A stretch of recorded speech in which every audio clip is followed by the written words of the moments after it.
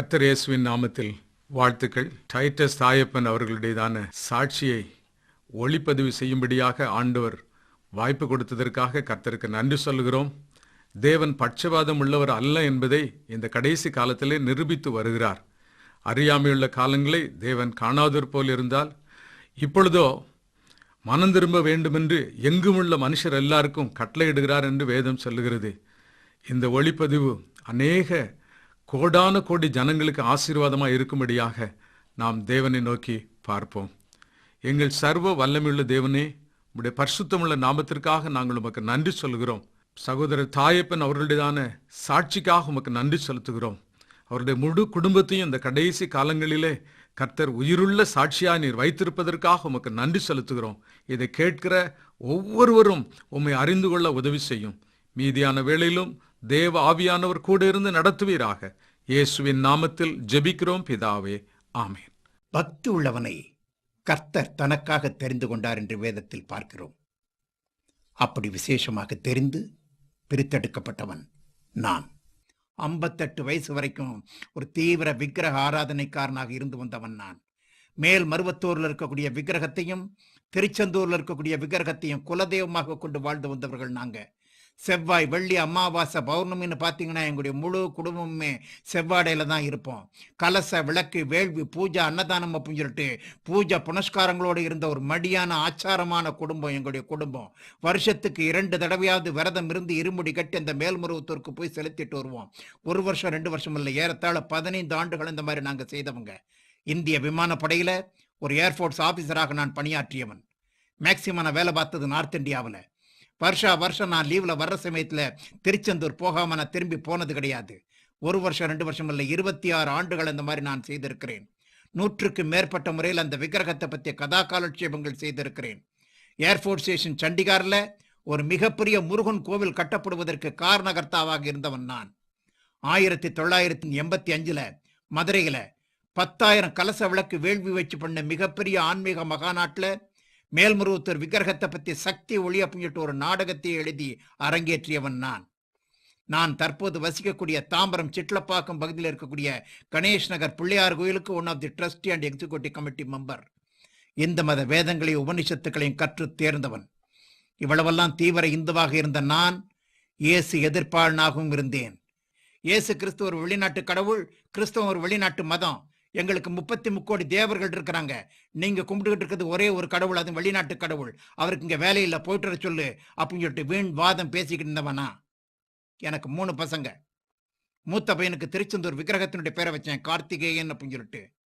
2வது பொண்ணுக்கு மந்திரங்களுக்கெல்லாம் தலையாய மந்திரம் நான் நினைச்சுக்கிட்டு இருந்த அந்த ஓம் என்ற பிரணவ நாமத்தினுடைய பேரை வச்சேன், காயத்ரின்னு. 3வது பையனுக்கு மேல்மருவத்தூர் விக்கிரகத்தினுடைய பேரை வச்சேன், சக்தி அப்படின்னு சொல்லிட்டு. என்னோட ஃபர்ஸ்ட் சன் கார்த்திகேயன் பிஇ முடிச்சுட்டு சிங்கப்பூரில் கம்ப்யூட்டர் இன்ஜினியராக வேலைக்கு போனான். மாதம் 1.25 லட்சம் ரூபாய் சம்பளம்.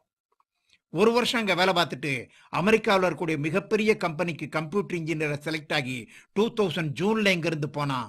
மாதம் 2.5 லட்சம் ரூபாய் சம்பளம்.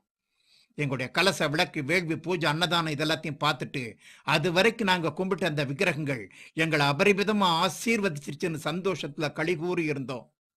ஆனால் எங்களுடைய சந்தோஷம் 2 மாதம் கூட நிலைச்சு நிற்கலை, சுக்குநூறாக போயிடுச்சு. செப்டம்பர் மாதம் 13ஆம் தேதி 2000 I received a phone call from America. போர்ட்லாண்டில் இருக்கக்கூடிய செயின்ட் வின்சென்ட் ஆஸ்பத்திரியிலேருந்து நடு ராத்திரியில் ஒரு டாக்டர் ஃபோன் பண்ணுறார். Your son is serious, critical கண்டிஷனில் இருக்கிறார். அவருடைய பிரெயினில் டிபி அட்டாக் ஆகி மூளையில் பல பகுதிகள் செயலிழந்து போயிடுச்சு. கோமா ஸ்டேஜுக்கு போயிட்டு இருக்கிறார். ஒரு சைடு பேரலைஸ் ஆயிட்டார்.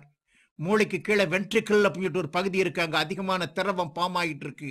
அதனால அவருடைய உயிருக்கே ஆபத்து. அதனால தலையில ஒரு மேஜர் ஆப்ரேஷன் பண்ணி ஒரு டியூபை உள்ள இறக்கி அதிகமாக சுரந்துகிட்டு இருக்கக்கூடிய அந்த திரவத்தை வெளியேற்றி ஆகணும், பெர்மிஷன் கொடுங்க அப்படின்னாங்க. எனக்கு பயங்கர ஷாக்கு. யாரை பத்தி சொல்றீங்க? என் பையனை பத்தியா? நிச்சயமா அப்படி இருக்கிறதுக்கு உண்டான வாய்ப்பே இல்லை. 2 மாசத்துக்கு முன்னாடி 28 வயசுல இளம் காளையாக தொழில் திரிபவனாக பல கனவுகளோடு லட்சியங்களோடு மாசம் 2.5 லட்சம் ரூபாய் சம்பாரிச்சு என் குடும்பத்தை எங்கேயோ தூக்கி எடுத்து நிறுத்த போறான் அப்படின்னு நினைச்சிட்டு இருக்கக்கூடிய என்னுடைய பையனுக்கா இந்த நிலைமை? நெவர். இருக்கிறதுக்கு உண்டான வாய்ப்பே இல்லை. 58 வயசு வரைக்கும் ஆத்மார்த்தமா பக்தி பூர்வமா மலை போல நான் நம்பிக்கிட்டு இருந்த அந்த தெய்வங்கள் என்னையும் சரி என் பிள்ளையும் சரி நிச்சயமா கைவிடாது. நீங்க ஒரு தவறான நம்பருக்கு ஃபோன் பண்ணியிருக்கீங்கன்னு நினைக்கிறேன். சரியான நம்பருக்கு ஃபோன் பண்ணுங்க. பாவம் யாரு பெத்த பிள்ளையோ உயிருக்கு போராடிக்கிட்டு இருக்குன்னு போனை கட் பண்ண போறேன். ஒரே ஒரு நிமிஷம். உங்க பேர் தானே தாயப்பன், உங்களோட சன்னு பேர் தானே கார்த்திகேயன், இன்டர்ல சாஃப்ட்வேர் இன்ஜினியரா ஒர்க் பண்ணிக்கிட்டு இருக்கிறார். ஆமான்னு அவருக்கு தான் இந்த நிலைமை அப்படின்னாங்க. நொந்து போயிட்டேன், நொறுங்கி போயிட்டேன். ஏ ஏ என்னுடைய பையனுக்கு இவ்வளவு பெரிய கொடுமை? நான் யாருக்கு என்ன பாவம் செய்தேன்? மாசம் 2 லட்சம் ரூபாய் சம்பாரிச்சு இவங்க குடும்பம் எங்கேயோ போய் நிக்க போகுதே அப்படின்னு அக்கம் பக்கத்தில் இருக்கக்கூடிய வைத்தறிச்சலா, இல்ல பொறாமையா, இல்ல யாராவது செய்த செய்வினையா?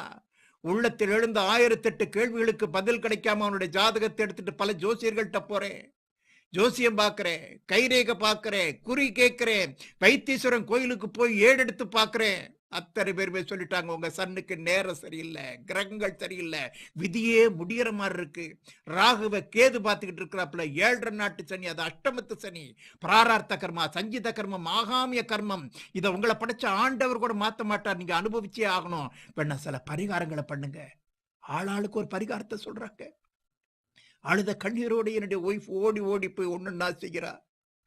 எதனாலே தன்னுடைய தலைச்சங்குழந்த தவம் கடந்து பெத்த மூத்த புள்ள உயிரோட பிழைச்சிட மாட்டானா அப்படின்ட்டு ஒரு பெற்ற தாயினுடைய பரிதவிப்பு, அங்கலாய்ப்பு. இது நடந்து முடிஞ்ச ஒரே வாரத்துல மறுபடியும் தெரிச்ச போன் கால்.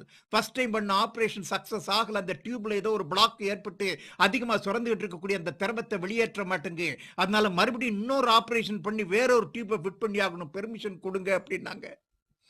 தலையில் எனக்கு ஒரு பெரிய இடியே விழுந்த மாதிரி ஆயிடுச்சு.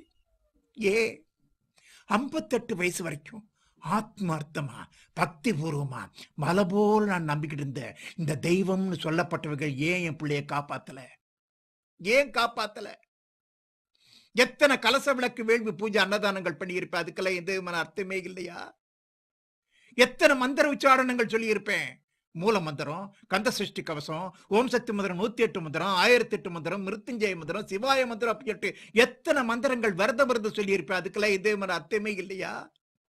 இந்தியாவில் இருக்கக்கூடிய அத்தனை பிரபலமான கோவில்களுக்கு போயிட்டு வந்திருக்கிறேனே, அங்க இருக்கக்கூடிய ஒவ்வொரு விக்கிரகங்களுக்கு எத்தனை அபிஷேகம், பாலாபிஷேகம், பஞ்சாமிர்த அபிஷேகம், விபூதி அபிஷேகம், குங்கும அபிஷேகம், சந்தன அபிஷேகம், பன்னீர் அபிஷேகம், எத்தனை அபிஷேகங்கள் பண்ணி இருக்கிறேன், அதுக்கெல்லாம் இதே மாதிரி அர்த்தமே இல்லையா?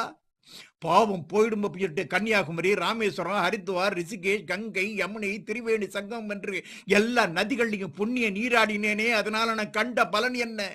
15 வருஷம் விரதம் இருந்து இருமுடி கட்டி அந்த மேல்மருவத்தூருக்கு போயிட்டு வந்திருக்கிறேனே, 1500 ரூபாய் கொடுத்து பங்காரடிகளாருக்கு பாத பூஜை பண்ணனே, எல்லாமே வேஸ்ட் தானா? உடம்புன்னு இருந்தா ஏதாவது ஒண்ணு வர்றதுதான். ஒரு தலைவலி வரட்டும், ஒரு காய்ச்சல் வரட்டும், ஒரு டைஃபாய்டு வரட்டும், ஒரு மலேரியா வரட்டும். ஆனா என்னோட சன்னோட பிரெயின் அஃபெக்ட் ஆகி அவன் கோமா ஸ்டேஜுக்கு போகக்கூடிய அளவுக்கு ஆச்சு அப்படின்னா அதை காப்பாற்ற வேண்டியது யாருடைய பொறுப்பு? நான் மலை போல நம்பிக்கிட்டு இருந்தேன் அந்த தெய்வம்னு சொல்லப்பட்டவர்கள் என் பிள்ளைய காப்பாத்திருக்கணுமே, ஏன் காப்பாத்தல? ஏன் காப்பாத்தல? அதுக்கு வல்லமை இருக்கு, அருள் இருக்கு, சக்தி இருக்கு அப்படின்னு நினைச்சு என்னுடைய பைத்தியக்காரத்தனம் தானா? எல்லாம் நல்லபடியா ஸ்மூத்தா எந்த விதமான பிரச்சனைகளுமே இல்லாம ஓடிக்கிட்டு இருக்க வரைக்கும் ஒன்றும் தெரியல. ஒரு பிரச்சனை, ஒரு கஷ்டம், ஒரு நோய் நொடி அப்படின்ட்டு வர்ற சமயத்தில் தான் இதனுடைய சாயமெல்லாம் வெளுத்து போகுதா? எல்லாம் விதி பிரகாரம், கர்ம வினைப்பிரகாரம் தான் நடக்கணும் அப்படின்னா இதுகள் எதுக்காக நான் கும்பிடணும்? வீட்டில் இருக்கக்கூடிய எல்லா படத்தையுமே உடைச்சு வச்சுட்டேன், அலறி அடிச்சுட்டு இந்த அமெரிக்காவுக்கு போறேன். ஐசியூ வார்டில் என்னோட சன்னை நான் பார்க்கிறேன். அது போல ஒரு கோர காட்சியை பார்க்கும்படியான வாய்ப்பு எந்த தாய் தகப்பனுக்கும் கிடைக்க கூடாது. கிழிந்த நாராக கிடந்தான். உடம்பு முழுக்க டியூப்கள் மாட்டப்பட்டு அவன் உயிர் ஊசலாடுறத கம்ப்யூட்டர்ல மானிட்டர் பண்ணிட்டு இருக்கிறாங்க. ஒரு சைடு பேரலைஸ் ஆகி கோமா ஸ்டேஜ்ல சுயநினைவு இல்லாம கிடக்கிறான். இங்க ஒரு வைராக்கியத்துல எல்லா படத்தையுமே உடைச்செறிஞ்சிட்டேன். பட் அங்க போய் எனக்கு என்ன பண்றதுன்னு தெரியல. அதே விக்கிரகத்தினுடைய காலில் விழுகிறேன், என்னை மன்னிச்சிரு. ஒரு கோபத்துவம் படத்தெல்லாம் உடைச்செறிஞ்சிட்டேன். என் பிள்ளை எப்படியாவது காப்பாத்து காப்பாத்து காப்பாத்துன்னு காலையில இருந்து ராத்திரி வரைக்கும் எனக்கு தெரிஞ்ச மந்திரங்களை எல்லாம் சொல்லிட்டு இருக்கிறேன். 1 நாள் 2 நாள்ல, 1 மாசம் 2 மாசம் இல்ல 3 மாசம். அங்க ஒரு சவுத் இந்தியன் வீட்டுல புட்டபர்த்தி சாய்பாபா பஜன் நடந்துட்டு இருந்தது எவ்ரி தேர்ஸ்டே. அங்க போய் கலந்துக்கிட்டேன். மந்திரத்தினாலேயோ தந்திரத்தினாலேயோ அந்தரத்தினாலேயோ